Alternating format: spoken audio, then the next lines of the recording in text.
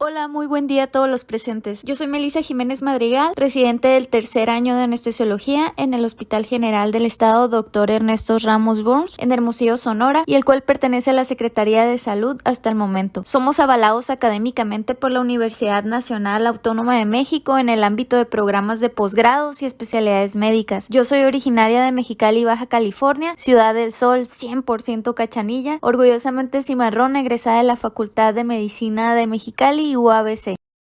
Vamos a abordar este caso conociendo el motivo de atención o interconsulta a nuestro servicio de anestesiología.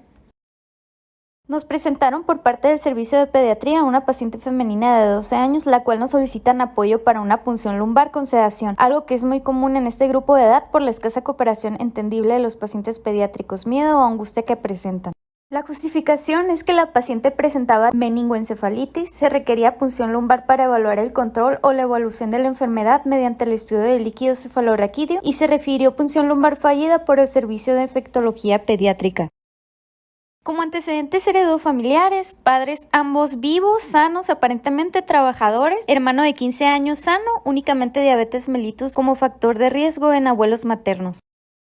En perinatales fue obtenida vía cesárea por presentación pélvica, aparentemente sin complicaciones y dada de alta junto con la mami, alimentada con seno materno por 2 años y complemento con la lactación a los 6 meses, aparentemente con un neurodesarrollo adecuado. Es originaria de Navojoa, Sonora y reside en Echojoa, un municipio aledaño. Habita en casa propia, aparentemente con todos los servicios de urbanización. Tiene 3 perros desparasitados. Se han visto cucarachas y ratas como fauna nociva en casa. Conve y convivencia o contactos con COVID negado. Se refiere a vacunación completa. Está incorporada a la dieta familiar, baño y cambio de ropa cada 2 o 3 días, con higiene dental precaria. Niega alergias, traumáticos quirúrgicos y transfusionales. Sin embargo, curiosamente, el reinterrogatorio por nosotros refiere que a los 7 años se introduce crayola en orificio nasal izquierdo, bajo sedación, sin complicaciones y sin conocer más detalles. Refiere desde los 10 años cuadros de cefalea por lo menos 2 veces al mes. Llegando al padecimiento actual, el cuadro inicia con rinorrea y alina, congestión nasal y fue atendida por médico anexo a farmacia que prescribe antihistamínico, analgésico, vitamina C con mejoría. 6 días después, se agrega dolor retroocular, cefalea intensa con irradiación a nuca y se maneja con analgésico. 4 días después, durante la madrugada, a pesar del manejo médico, se agrega hipertermia no cuantificada más vómito en proyectil en 3 ocasiones con movimiento que sugieren rigidez en la nuca. 5 horas después se asocia habla incoherente y desconexión del medio. Presenta supraversión de la mirada más rigidez generalizada. Es llevada a un hospital privado a las 8 de la mañana. En el Hospital San José de Navojoa presenta crisis convulsiva con relajación de esfínteres. Se asegura vía aérea a las 9:30 horas por presentar Glasgow de 8 referido en las notas. Se traslada a Hospital General de Navojoa y posteriormente se traslada e ingresa a urgencias del Hospital Infantil del Estado. En urgencias pediátricas ya se menciona e integró previamente el diagnóstico de neuroinfección, probable meningitis bacteriana. Se recibió bajo pseudoanalgesia a base de midazolam, becuronio, con infusión hipertónica bajo intubación orotraqueal y ventilación mecánica, portando sonda Foley a derivación con una muestra de líquido cefalorraquídeo. Contaba con resultados de citoquímico y resultados de TAC de cerebro, en donde el reporte mencionó que se aprecia fractura en el piso anterior del cráneo y neumoencéfalo. Se integró meningoencefalitis por E. coli al procesar la muestra enviada de líquido cefalorraquídeo por Hospital San José de Navojoa, así como el mismo germen aislado en broncoaspirado. Después de su llegada a urgencias, fue ingresada a UCI bajo intubación orotraqueal, con estancia en este servicio por 4 días, con manejo e integración de toda la información. En su estancia en UCIT se descartó en relación al estudio previo y nueva tomografía y resonancia la fractura de base del cráneo previamente mencionada, lo cual, ojo aquí, nos descarta un trauma como la causa del neumoencéfalo importante. Tras presentar adecuada respuesta a ventana neurológica y estar gasométricamente sin daño pulmonar, se realiza destete de la ventilación mecánica con la posterior extubación. Aquí vemos el reporte del ATAC en donde se menciona El importante neumoencéfalo llama la atención en fosa posterior, región cráneo-vertebral, en región cuadrigeminal y magna, en el trayecto del polígono de Willis, en el espacio subaracnoideo, hasta la convexidad y el sistema ventricular, y no se logra identificar el acueducto de Silvio. En la resonancia magnética se vuelve a comentar el neumoencéfalo en las áreas descritas. Aquí sí se identifica el acueducto de Silvio con presencia de neumoencéfalo. Se menciona que por el método no se pueden identificar alteraciones vasculares y es aquí donde se menciona que los senos paranasales están normales, recordando el antecedente de la introducción de la crayola a los 7 años, que en algún momento se asoció a la probable fractura y como causante del neumoencéfalo. Mencionan también que en la tomografía y resonancia magnética no se visualiza fístula o fractura del piso medio o traumática. Y por supuesto que hay que correlacionar la información con la clínica.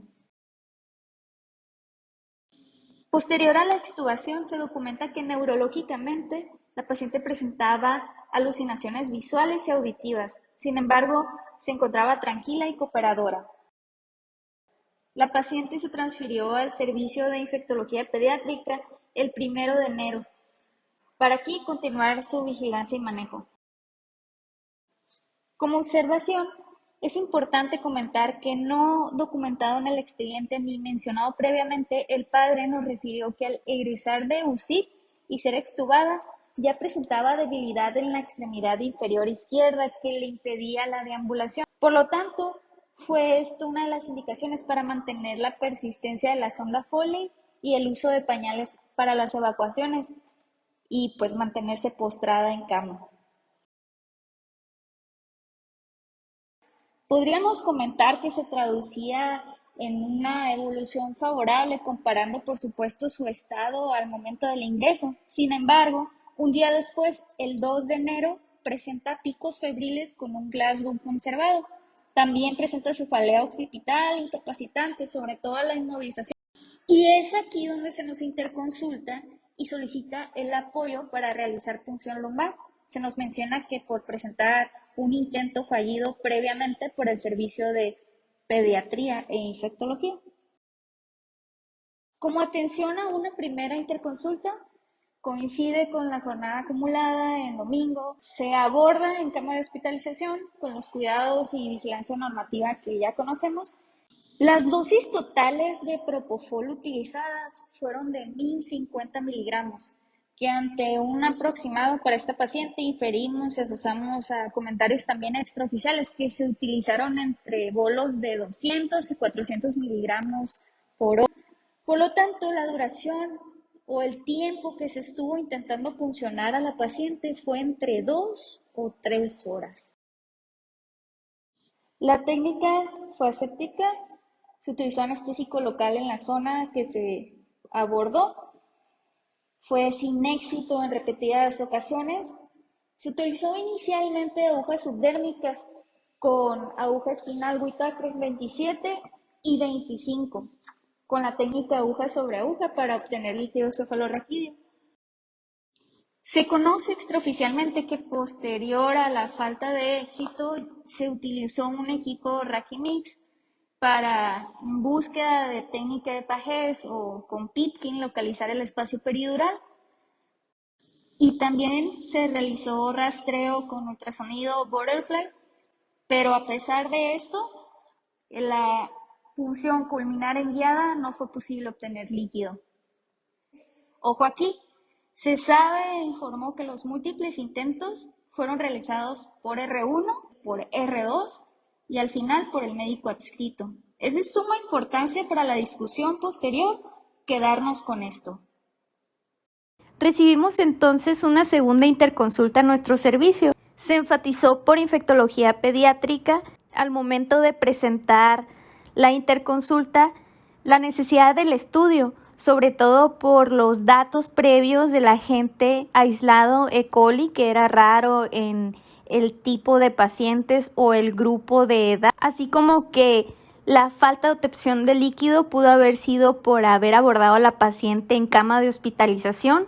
También pudo haber sido el factor turno o el factor operador. Aquí es por donde roles de sala y programación conozco a la paciente y al caso.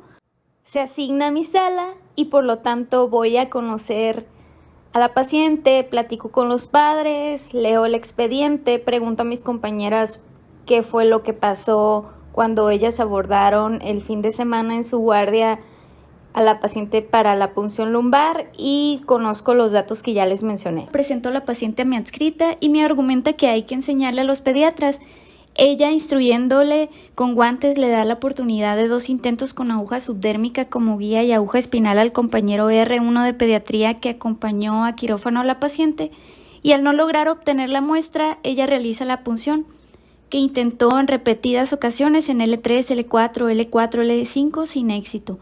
Aproximadamente después de 1 hora se rinde y me pide que me ponga guantes y lo intenté yo. Me detengo y les pregunto, ¿qué hubieran hecho ustedes? ¿A quién no le ha llamado la atención o deseado la oportunidad cuando ven que un coR, R+ o adscrito está batallando con una punción? Ver que no se está logrando un procedimiento y pensar, ¿qué tal que yo sí puedo?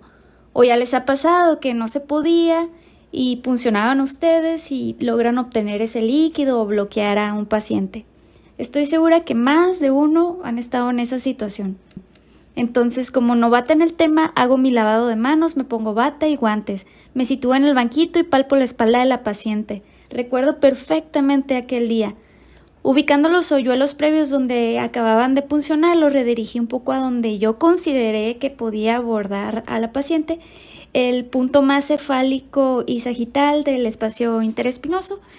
Realicé un intento con punta de lápiz con Whitacre 27, en L3, L4, 2 intentos con aguja sobre aguja subdérmica y Whitacre, esos intentos redirigiendo las agujas en diferentes ángulos, esta vez en diferentes puntos, L3, L4, L4, L5. A falta de éxito me pide mi adscrita que utilice un equipo Rakimix para auxiliarme de la aguja TUI, con la cual podría ubicarme mejor en el espacio peridural. Mediante pajes y Pitkin ya en el peri, con otros 3 intentos en L2, L3, L3, L4, L4, L5. Lo que sucedía es que posterior a introducir la aguja o Whitacre, lo que parecía haber un clic dural, a pesar de quitar el estilete no se obtenía el líquido. Incluso cambiando la aguja espinal, pensando que podría estar tapada con succión con una jeringa de insulina. Además, un cuarto intento y único en L4, L5, con lo que parecía ser una punción advertida, 0 líquido. En estos momentos, ya muy frustrante la situación, decidimos frenar, suspender el procedimiento. Platicamos con los pediatras y vimos la necesidad de realizar estudios de imagen que nos informaran qué está pasando con esa columna que tanto trabajo nos estaba costando. Hablamos con los familiares para explicarles lo que había sucedido. Les mencionamos con detalle la técnica y claro que existieron muchas preguntas. ¿Por qué en Navojoa sí pudieron en una sola ocasión? ¿Por qué ustedes en piso no? ¿Por qué pasó a quirófano y ahí tampoco? Tratamos de ser lo más honestos posible y decirles que no sabíamos qué estaba pasando, que necesitábamos estudios de imagen para valorar esa columna y que los pediatras decidirían si es necesario seguir intentando o mejor implementaban otros métodos diagnósticos para darle un tratamiento, ya que obtener el líquido cefalorraquídeo no era para nosotros lo prioritario. Por nuestra parte, lo que teníamos que hacer es frenar, ver qué está pasando para evitar mayores complicaciones en cuanto al procedimiento. Siempre aparecen comentarios entre colegas de qué aguja fue quien lo puncionó, cómo le hizo, en qué posición estaba. Yo a lo mejor lo hubiera hecho así, en fin.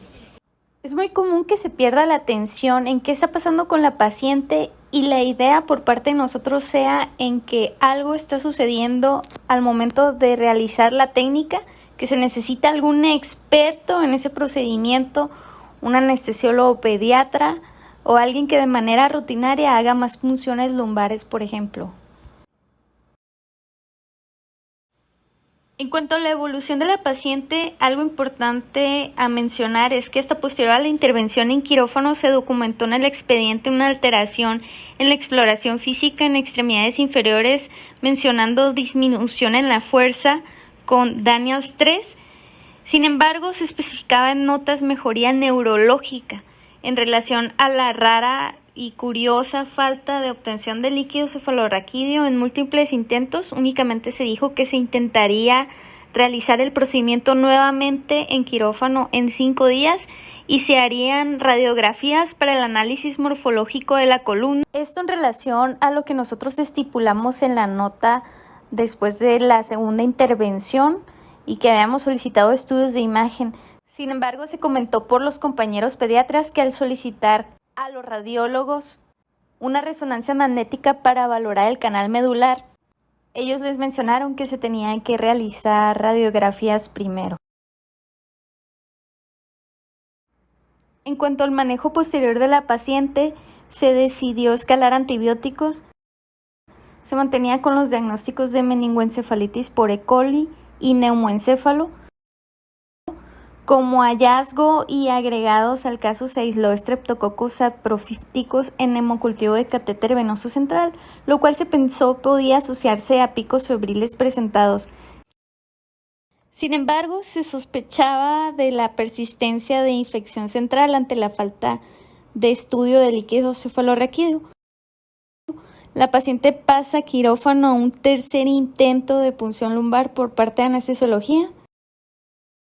La historia prácticamente se repitió, cambiando de posición, agujas, operador, siendo 2 expertos. Nuevamente no fue posible obtener líquido. 12 días pasaron en los que se documentó en el expediente una exploración neurológica deficiente y 11 desde la última intervención por nuestro servicio para que apareciera de repente una interconsulta por neurología, ya que la paciente presentaba alteraciones en extremidades inferiores. Vemos en las notas lo que se especificó entre una segunda y tercer punción lumbar fue que la paciente presentaba mejoría clínica y se diferiría la punción lumbar por eventos traumáticos fallidos. Agregaron complejo B y antinuburítico el 5 de enero y utilizaron pregabalina. Observamos cómo se reportaba a la paciente con el malestar en extremidades por enfermería, con los picos febriles, pero a pesar de ello la exploración se mencionaba normal y se justificaba por la fiebre la tercer punción lumbar solicitándosela a nuestro servicio. También se menciona que se solicita TAC de columna para valorar anatomía, sobre todo por lo planteado por nosotros previamente, ya que en los rayos X solo se observó rectificación con adecuados espacios intervertebrales sin ninguna otra alteración. Dado que no se encontraron alteraciones morfológicas en la TAC y posterior a tanto ajuste antibiótico y que no existía fiebre, se pensaba dar de alta a la paciente, excepto porque al momento de planteárselo a los familiares aparece el reclamo. ¿Y las piernas? ¿Cuándo las va a mover? Si ha ido empeorando. Se solicita la valoración por neurología y se plantea mielitis transversa infecciosa versus postraumática. Y por fin, hasta este momento, se solicita un estudio de imagen de calidad para valorar el neuroeje, resonancia magnética con gadolinio. Se agregó corticoide al complejo B y antineurítico previamente establecidos. En las siguientes notas ya se agregaba el diagnóstico de mielitis transversa infecciosa versus postraumática y una amplia exploración neurológica a nivel de extremidades con afectación sensitiva y motora hasta S2.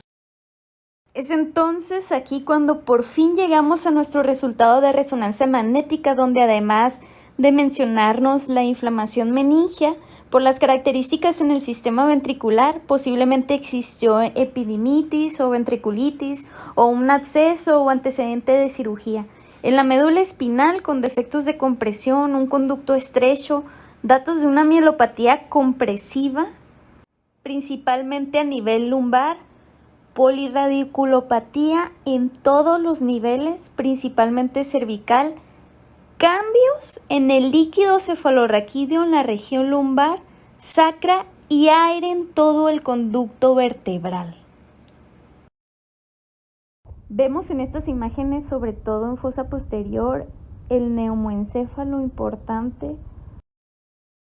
En la región cervical podemos ver la comunicación del proceso inflamatorio y la presencia de aire en el canal medular proveniente inclusive de la bóveda del cráneo. El aire en todo el trayecto medular a nivel torácico con su respectivo proceso inflamatorio, por supuesto. Se continúa a nivel lumbar y sacro, donde es más evidente, tal cual lo mencionan en el reporte, la inflamación y la alteración de aire se evidenciaron en los cortes transversales. Neurología pediátrica evalúa y al parecer pues no encuentra una razón por tanto daño y proceso inflamatorio. Estas imágenes parecían ser nunca antes vistas. A pesar de todos los eventos ocurridos y la evolución de la paciente, la sugerencia fue repuncionar para análisis de líquido cefalorraquídeo y hacer un nuevo citoquímico citológico GenExpert con diferenciales VIH, sífilis, coccidioidomicosis. O sea, no tenemos idea qué está pasando aquí. Hazle estudios de todo. Por cierto, en líquido cefalorraquídeo que no se ha podido obtener. En las siguientes notas se mantenía el diagnóstico incierto, probable mielitis transversa versus postraumática, que es lo preocupante para nosotros al ser partícipes en realidad en este caso tan atípico, y lo que nos incomodaba porque se nos venían encima las probables complicaciones y consecuencias de tanta punción y tanto intento en los que varios habíamos estado involucrados, a pesar de que el padre nos mencionó que la afectación en su pierna izquierda la presentaba desde salir de UCI y lo que afortunadamente nosotros sí documentamos en nuestra nota previo intentos de la punción lumbar, que accedimos ante la solicitud del médico tratante, pero que no ayudaba para nada el hecho de que el apellido traumática acompañara el probable diagnóstico de la afectación en miembros inferiores. Al ser revalorada por neurología el 24 de enero, en resumen dijeron: este caso no es quirúrgico, no le podemos hacer nada, aparentemente mejoró en lo infeccioso, con respuesta a antibióticos, se recomienda complementar el esquema de 4 a 6 semanas, realizar tomografía de cráneo con cortes finos para valorar el piso anterior, repetir la resonancia magnética como seguimiento en 2 meses e interconsulta con nosotros de ser necesario. Se menciona que en relación a las extremidades el pronóstico es malo, reservado en lo motor a nivel pélvico. Se nos comentó por pediatría que los estudios fueron consultados por el neurólogo tratante con diferentes neurólogos a nivel regional y nacional ante los hallazgos tan aparatosos vistos en la resonancia magnética, y un médico no mencionado fue quien aportó un probable hallazgo como un comentario de pasillo. Desgraciadamente, no estipuló en una nota, aportó como la posibilidad diagnóstica.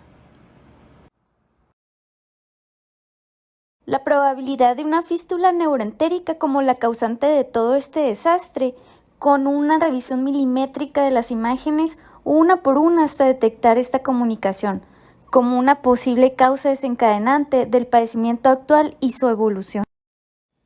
Se valoró entonces por cirugía pediátrica, quienes determinan derivar el intestino para dejar de contaminar el canal medular para un posterior abordaje de esa fístula. Se realizó la derivación intestinal y se brinda alta a domicilio con la mejoría del cuadro infeccioso central, pero sus secuelas en extremidades que imposibilitaban la marcha entendibles, con todo el daño y proceso inflamatorio encontrado en la resonancia, con pérdida de control de esfínteres. Después se hospitaliza para preparación intestinal y colonoscopía, en la cual no hay hallazgos. Sin embargo, en colon por enema se corrobora una fístula neuroentérica. En la imagen podemos ver la comunicación Continúa en seguimiento por cirugía pediátrica para el abordaje correctivo de la fístula neuroentérica con sus revaloraciones por neurocirugía. Los diagnósticos hasta el momento son meningoencefalitis versus encefalitis por E. coli, neumoencéfalo, infección por Streptococcus saprophyticus, mielitis transversa postinfecciosa y fístula neuroentérica. Planteándonos el problema, ¿quién fue primero, el huevo o la gallina? La secuencia de eventos se dio de esta forma: fístula neuroentérica que condicionó una contaminación crónica con bacterias anaerobias, condicionando neumoencéfalo, seguramente esas cefaleas de 2 años de evolución que se dían con analgésico, algo nos querían decir. Se presentó la clínica de meningoencefalitis por E. coli por una sobrepoblación, bajas defensas u otros factores, al generar postración y el efecto de la gravedad asociado a la manipulación por insistir para un estudio, se condicionó la mielitis transversa. Y la infección por Streptococcus saprophyticus es el menor de todos los problemas y está asociada a una intervención hospitalaria como lo fue el catéter venoso central. Como planteamiento del problema, la situación es que el abordaje para punción lumbar fue no exitoso en múltiples ocasiones. Hubo mucha insistencia por el servicio tratante para que realizáramos el procedimiento y se planteaba el riesgo-beneficio. Entendemos que lo solicitaran, pero se documentó mielitis transversa infecciosa versus traumática relacionada con nuestras intervenciones. Analizando el caso, detectamos que existieron distractores que condicionaron la dificultad diagnóstica, como la deficiente exploración o interrogatorio de las condiciones neurológicas iniciales, sesgadas también por lo más importante, claro, pérdida del estado de alerta, intubación orotraqueal, pseudoanalgesia, que se continuó con sonda Foley ante la imposibilidad de la marcha posterior a la extubación. Se infirió que la falta de habilidad para realizar el procedimiento podía ser la causa de la falta de obtención de líquido cefalorraquídeo y definitivamente hubo un retraso en la realización de un estudio eficaz que nos valorara los datos de la radiculopatía posterior a su extubación y bastantes cosas, claro, ¿no? De dónde venía tanto aire, el neumoencéfalo nos estuvo gritando también, pero bueno. ¿Y por qué revisar la punción lumbar? Este caso es un balde de agua fría a nuestra especialidad. La punción lumbar es un procedimiento muy comúnmente solicitado a nosotros por servicios como medicina interna, urgencias, pediatría. Sabemos que al ser un procedimiento que involucra el neuroeje no está exento a complicaciones conocidas por nosotros en relación al bloqueo neuroaxial pan nuestro de cada día. La indicación básica en pediatría es ante una infección meningia. La contraindicación más importante y absoluta es la presencia de signos o síntomas de hipertensión intracraneal. Como toda regla existe su excepción, como aquellas cirugías de neurología donde es esto lo que se quiere tratar y tenemos que liberar líquido a presión. Ya habremos tenido la oportunidad de un caso similar o leído algo en relación al tema. En manos expertas, la punción lumbar se describe que suele ser un procedimiento seguro. Las complicaciones mayores son muy poco frecuentes, desde la herniación cerebral, lesión medular o de las raíces nerviosas, hematoma o absceso en el sitio de punción. Las complicaciones menores son las más frecuentes: el dolor en el sitio de punción, cefalea pospunción y radiculopatía. Es importante conocer que la radiculopatía en la punción lumbar se asocia en aquellos procedimientos donde fue necesario puncionar más de 3 veces. El libro Harrison de Medicina Interna es uno de los sitios donde más información podemos encontrar acerca de algunas especificaciones e indicaciones que tenemos que llevar a cabo en la punción lumbar. Lo que muchos hemos leído y revisado en diferentes textos de manera general es que hay que realizar tomografía de cráneo para descartar tumoración focal o tumefacción difusa que nos estén condicionando un edema cerebral y una presión intracraniana importante, sobre todo para evitar la herniación cerebelosa o tentorial. Es en este libro únicamente donde se menciona que los estudios de imagen deben emplearse ante sintomatología compatible con afectación medular. Qué difícil, porque muchas veces justificamos que el paciente tiene algo arriba y por eso sus afectaciones motoras o sensitivas o por su estado de conciencia no podemos valorar, y aquí es donde nos están diciendo algo súper importante para nuestra práctica. Es importante que los estudios de imagen incluyan la columna en individuos que presentan síntomas compatibles con compresión medular, dolor de espalda, debilidad en las extremidades inferiores, retención o incontinencia urinaria. Hay muy poca información al buscar en diferentes bases de datos en red, pero de manera general se menciona que es un procedimiento a realizar ante signos de meningitis, considerando realizar una tomografía previamente. En el rol de la punción lumbar en cuadros de fiebre en niños menores de 1 año no es un procedimiento riesgoso, pero en realidad no ha normado de manera significativa algún cambio en la conducta o manejo médico, por lo cual ya está en discusión si se tiene que realizar estrictamente, y hacen énfasis aquí sobre todo en ausencia de datos neurológicos. Tras una exhaustiva investigación, encontré este estudio cubano relacionado a las necesidades del aprendizaje en la punción lumbar en niños y curiosamente hay algo que enfatizar. En los resultados, cuando se interrogó sobre la causa de falla en el procedimiento, la mayoría se refirió a una mala movilización del paciente, la famosa posición, que nosotros es lo primero que reclamamos e intentamos mejorar en los abordajes difíciles. Como una segunda causa es la falta de habilidad o déficit en la técnica del operador. Otros factores que pueden influir es no usar anestesia local, lo que genera una contractura y un cambio morfológico por una punción dolorosa, agujas de mala calidad. Hay niños que se ponen más nerviosos por no contar con la compañía de un familiar y por lo tanto no cooperan, la palpación alterada en relación a las eminencias óseas u otros. Cuando se cuestiona a diferentes ocupaciones ¿por qué crees que no se pudo realizar la punción lumbar?, la respuesta más común es al especialista que el paciente tenía una mala posición, y los residentes que decimos también la posición. Nuestros queridísimos compañeros enfermeros que nos observan y asisten dicen la falta de habilidad o la deficiencia en la técnica. Me atrevería a decir que si hacemos el mismo estudio en diferentes lugares de nuestro país, también se pensaría que es el operador lo que está fallando.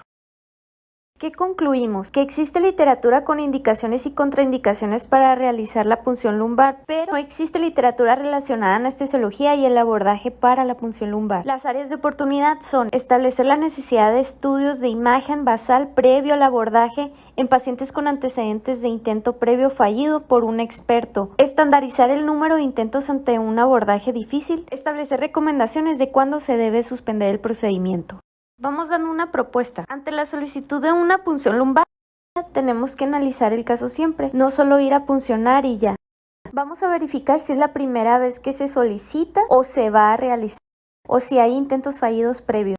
Hay que ver si hay predictores de un probable abordaje difícil, si lo realizó alguna persona calificada o algún otro detalle. Estando en un hospital escuela, sobre todo, quiénes lo intentaron, cómo lo hicieron, indagar en detalles y asegurarnos que está documentado eso en el expediente. ¿Cuántas veces se realizaron en el caso de punciones previas o intentos? 2 ocasiones o menos, 3 o más. Me tomé el tiempo de realizar una encuesta rápida a anestesiólogos en urgencias, medicina interna, pediatras, para saber cuál es la cantidad más comúnmente contestada. Fue 3, 5, 10 piquetes. Recibí ahí alguna contestación como 20 piquetes. La realidad es que al final, desde el interno, del R- al más y el adscrito, terminan dando hasta más de 30 o 40 piquetes en ocasiones. Sin embargo, se ha visto que posterior a 3 punciones la probabilidad de que existan radiculopatías como complicación al abordaje neuraxial es más alta.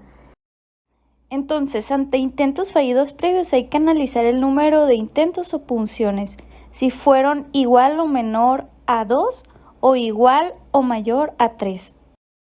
Ante esta situación, sobre todo hay que valorar si ya hay presencia de síntomas neurológicos en extremidades. En caso de que no, y en ausencia de contraindicaciones para el procedimiento, hay que realizar la punción lumbar. En caso de que sí existan síntomas neurológicos en las extremidades, hay que realizar un estudio de imagen de columna de calidad, una resonancia magnética. Ante compromiso del sitio de punción, no lo toques.